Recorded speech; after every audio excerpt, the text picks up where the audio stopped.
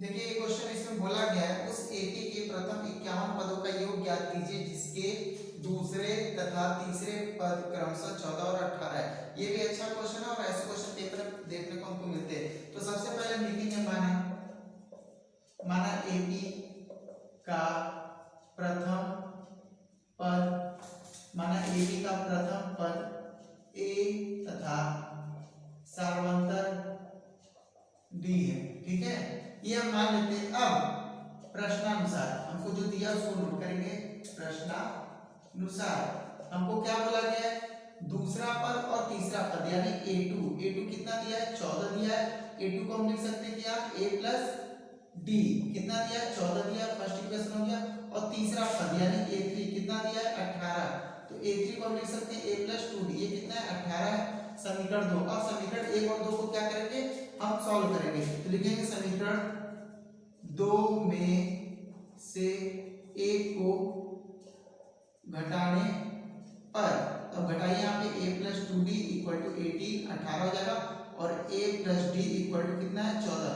घटाएंगे तो माइनस, अब ये कट जाएगा, 2d में से 1d घटाएंगे, d 18 में से 14 4 आ गया।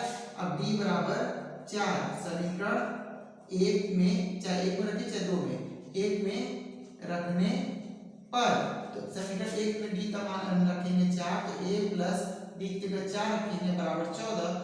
a बराबर आ जाएगा 14 माइनस 4, a बराबर आ जाएगा 10। अब हमसे क्या पूछा है, उस श्रेणी का क्या पूछा गया, 51 पदों का योगफल। तो ऐसे इक्वल टू हम जानते हैं n/2 2a plus n-1 into D.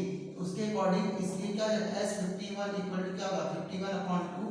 2 गुणे a का मान कितना है, 10 है, तो 10 रखेंगे प्लस 51 माइनस 1 इंटू डी का मान कितना है हमारा 4, यहाँ पे 4। अब इसको हम हल करेंगे, 51/2, 10 दूनी कितना हो जाएगा 20, 51 में से घटाएंगे 50 गुणे 4।